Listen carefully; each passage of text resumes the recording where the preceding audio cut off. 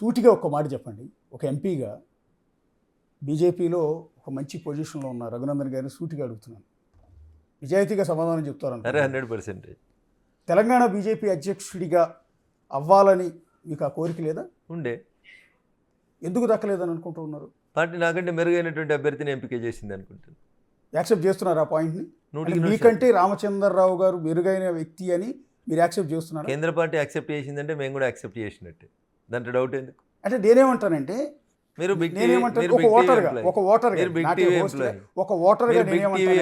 రామచంద్రరావు గారి ప్రశ్న అయిపోయింది కదా, రఘునందన్ సూటబుల్ అంటాను నేను.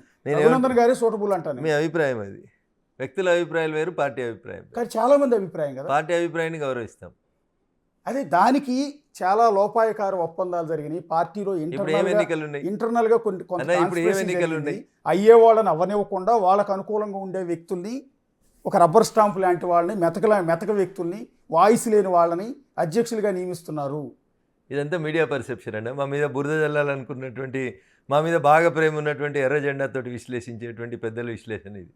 మా పార్టీ కార్యకర్తల విశ్లేషణ కాదు, మా విశ్లేషణ. అంటే మీరు బీజేపీ కార్యకర్తలతో మాట్లాడినా, జనాలతో మాట్లాడినా ఈ ఈక్వేషన్ మీకు దృష్టికి వచ్చే ఉంటుంది. ఎందుకంటే రఘునందన్ కంటే పార్టీని లీడ్ చేయగలిగిన వ్యక్తి ఇంకొకరు, కానీ ఈటెల రాజేందర్ కంటే పార్టీని లీడ్ చేయగలిగిన వ్యక్తి ఇంకొకరు ఉన్నారు, బండి సంజయ్ కంటే పార్టీని లీడ్ చేయగలిగిన వ్యక్తి ఇంకొకరు ఉన్నారు.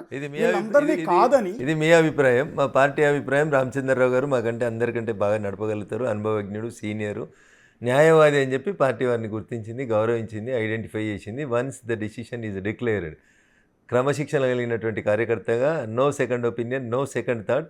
వి all work together under the leadership of mister Ramachandra Rao, who is the president of Telangana. Ramachandra Rao నేతృత్వంలో వచ్చే ఎన్నికల్లో తెలంగాణలో బీజేపీ అధికారంలోకి వస్తుందన్న కాన్ఫిడెన్స్ ఉందా? సో మీకు తెలవాల్సింది ఏంటంటే, భారతీయ జనతా పార్టీ కాన్స్టిట్యూషన్ ప్రకారం ఎవరు అధ్యక్షుడైనా 3 సంవత్సరాలు మాత్రమే అధ్యక్ష పదవిలో ఉంటారు. మ్యాక్స్ అంటే 1 నెల 2 నెలలు ఏదైనా కారణాల వల్ల తీసుకోకపోతే చేస్తారు. ఒకవేళ వీరు ప్రెసిడెంట్గా ఉన్న 3 సంవత్సరాల టెన్యూర్లోనే ఎన్నికలు వస్తే వారి నాయకత్వంలోనే ఎన్నికలకు పోతాం. ఒకవేళ 3 సంవత్సరాలు దాటితే వారిని కంటిన్యూ చేయొచ్చు, లేదా ఇంకొకరినైనా కొత్త ప్రెసిడెంట్గా పెట్టవచ్చు. This is the constitution. మీరు అడిగిన బండి సంజయ్ గారి ఇష్యూ కూడా అంతే. బండి సంజయ్ గారి టెన్యూర్ అప్పటికే ఫిబ్రవరిలో అయిపోయింది.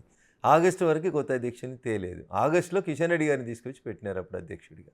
కాబట్టి బండి సంజయ్ గారిని అధ్యక్ష పదవి ఇచ్చి ఏడాదికి తీసేయలే, 2 ఏళ్ళకి తీసేయలే, 3 ఏళ్ళు నిండక ముందు తీసేయలేదు. ఈ కంప్లీటెడ్ ఈ టెన్యూర్ తర్వాత కూడా కొంతకాలం పార్టీ నడిచింది, వారి నాయకత్వంలోనే నడిచింది. వారి నాయకత్వంలోనే మా ఉప ఎన్నికలు నేను గెలిచినాం, ఈటెల రాజేందర్ గారు గెలిచినారు. దురదృష్టవశాత్తు మునుగోడు ఓడిపోయినాం.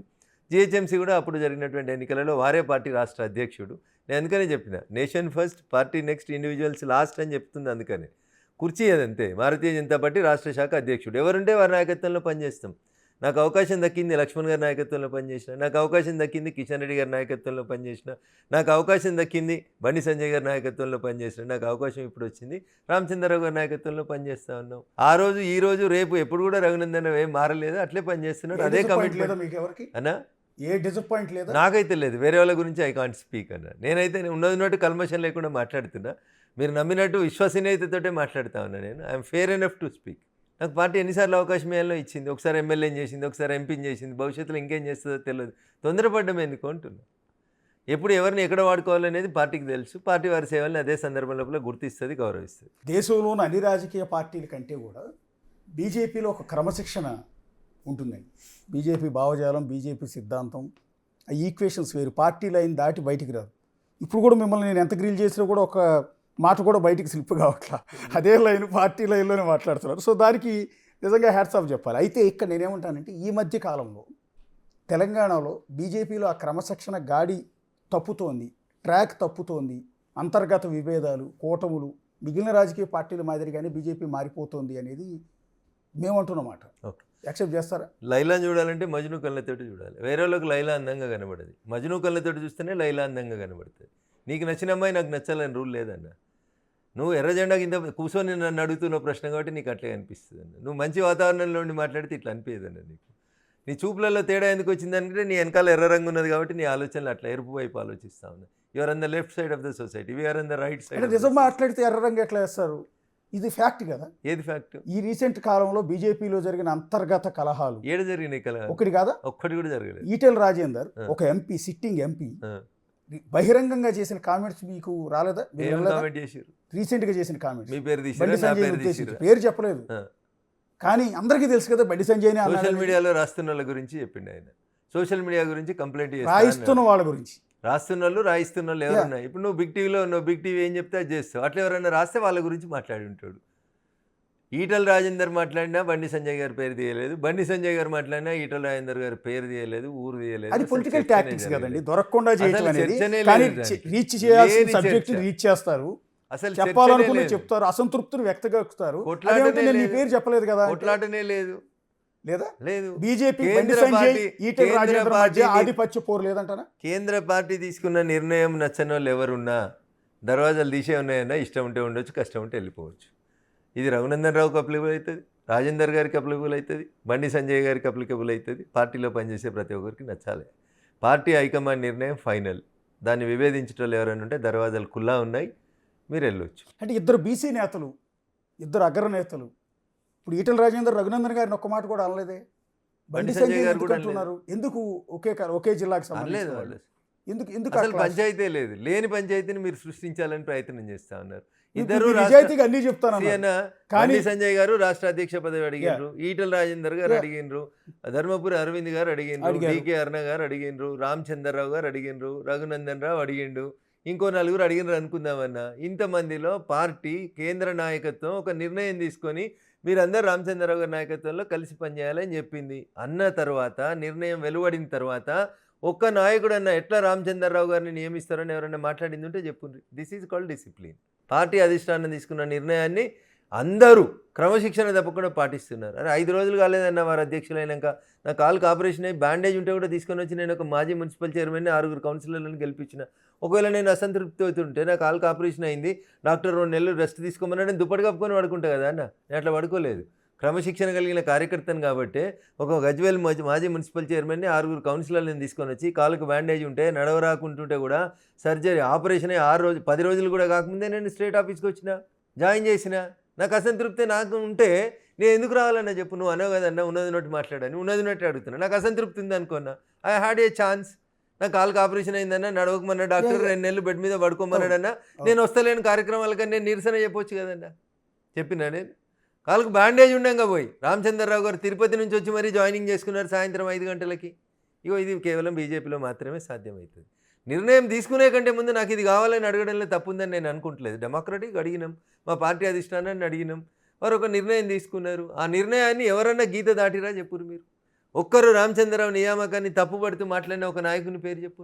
నాకంటే గట్టిగా మీరు మాట అన్నారు, ఒక్కరన్నా రామచంద్రరావు నియామకాన్ని వ్యతిరేకిస్తూ మాట్లాడారా అన్న మాట అన్నారు. ఒక్కరు కూడా లేరంటున్నారా? లేరా? లేరు. రామచంద్రరావు గారి పేరు అనౌన్స్ చేసిన వెంటనే మీ పార్టీ ఎమ్మెల్యే 3 సార్లు ఎమ్మెల్యేగా గెలిచిన వ్యక్తి స్వయంగా పార్టీ ఆఫీస్కి వచ్చి పార్టీ ఆఫీసులో రిజిగ్నేషన్ ఇచ్చేళ్ళాడు. మీరు మొత్తం ఆయన రిజిగ్నేషన్ లెటర్ చదవనట్టున్నారు. నేను నామినేషన్ వేయడానికి వస్తే నన్ను వేయనీయలేదు, నన్ను నామినేషన్ వేయనీయలేదు, కాబట్టి నేను రాజీనామా చేసి వెళ్ళిపోతున్నా అని చెప్పిండ్రు. అంతేగాని రామచంద్రరావు గారిని ప్రకటించినాక రాజాసింగ్ గారు వచ్చి రిజైన్ చేసిపోలేదు. మీరు గుర్తించాల్సింది, నేను నామినేషన్ వేస్తా, 4 గంటల దాకా నామినేషన్కి అవకాశం ఉంటే నేను నామినేషన్ వేస్తా అని వచ్చిన, నా నామినేషన్ ఫామ్ మీద ఎవరు సంతకం పెడతలేరు, పెట్టనిస్తలేరు అని ఆరోపిస్తూ ఆ రాజీనామా పత్రం కిషన్ రెడ్డి గారు అప్పుడున్న ప్రెసిడెంట్కి ఇచ్చిపోయినారు. అందులోనే క్లియర్ కట్ పాయింట్ ఉంది కదా, రామచంద్రరావు ఏకగ్రీవంగా అధ్యక్షుడిని చేయడానికి ఇంకొకరిని నామినేషన్ వేయనివ్వకుండా సంతకం పెట్టనీయకుండా అడ్డుకున్నారండి కదా. అరే నువ్వు పార్టీ ఆఫీసులో ఎందుకు పెట్టించుకుంటావు సంతకం? నువ్వు నామినేషన్ వేయాలని కోరుకుంటే నీ నియోజకవర్గంలో పెట్టించుకొని తెచ్చుకోవాలి కదా. నీ నియోజకవర్గం చుట్టే కదా పార్టీ ఆఫీస్ ఉన్నది, అవునా కాదన్న? మీరు దీన్ని ప్రాక్టికల్గా మాట్లాడాలంటే ప్రాక్టికల్గా మాట్లాడండి. I have lot of respect towards Raja Singh garu. 3 సార్లు పార్టీ నుంచి గెలిచినటువంటి గౌరవ సీనియర్ శాసనసభ్యులు. వారు ఫ్లోర్ లీడర్గా ఉన్నప్పుడు నేను ఎమ్మెల్యేగా వారితో కలిసి పనిచేసినాను. రాజాసింగ్ గారిని ఎక్కడ కూడా తప్పు పట్టదలుచుకోలేదు. బట్ ద ఇష్యూని తప్పు పడుతున్నా. మీరు నామినేషన్ వేయడానికి వచ్చిండ్రు, పార్టీ ఆఫీసులో ఉన్న వాళ్ళని సంతకం పెట్టమని మీరు ఎందుకు అడుగుతారన్న? మీరు మంచిగా మీ గోషమాలే 100 మందిని పిలుచుకొని సంతకాలు పెట్టుకొని ముందే అన్నీ ప్రిపేర్ అయ్యి రావాలి కదా. 10 మంది సంతకం పెట్టాలి. ఆ 10 మందిని మీరు బయట పెట్టించుకొని తీసుకొచ్చుకుంటుంటే అయిపోతుంటుండే కదన్నా. వచ్చాడు నామినేషన్ పేపర్లు ఇచ్చి పోనుంటివి. అక్కడ టెక్నికల్గా పొరపాటు జరిగింది తప్ప రాజాసింగ్ గారు ఉద్దేశపూర్వకంగా తప్పు చేసిరని నేను అన్నాను. వారు రాజీనామా లేక కిషన్ రెడ్డి గారికి ఇచ్చిపోయారు. అంటే అప్పటికి ఇంకా రామచంద్రరావు గారు ప్రెసిడెంట్గా డిక్లేర్ కాలేదు. కాబట్టి దయచేసి ఎవరు విభేదించలేదు. ఈవెన్ రాజాసింగ్ గారు కూడా నిన్న మొన్న మళ్ళీ బయటలు చెప్తున్నారు కదా, పార్టీ తిరిగి ఆలోచిస్తుంది, నేను బీజేపీలోనే ఉంటా, ఈడ కమలం గుర్తు తీసేయలేదు, ఆడ రాముని బొమ్మ తీసేయలేదు అంటే చెప్తూనే ఉన్నాడు కదన్నా. చేసుకుంటారు మరి మళ్ళీ తిరిగి అది పార్టీ హైకమాండ్ ఆలోచించాల్సి. కాదు, నేను చిన్న మీరు కార్యకర్త. ఈ రాష్ట్రానికి సంబంధించిన ముఖ్యమైన నేత.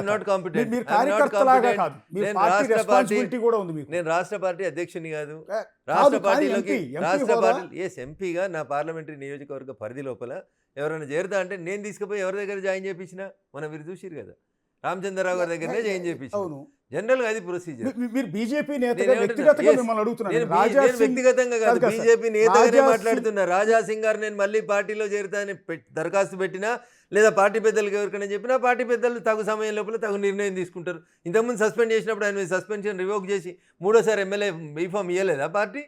సమయం సందర్భం బట్టి పార్టీ నిర్ణయం తీసుకుంటుంది. రాజా సింగ్ గారిని వద్దని అంటారని నేను అనుకుంటున్నాను.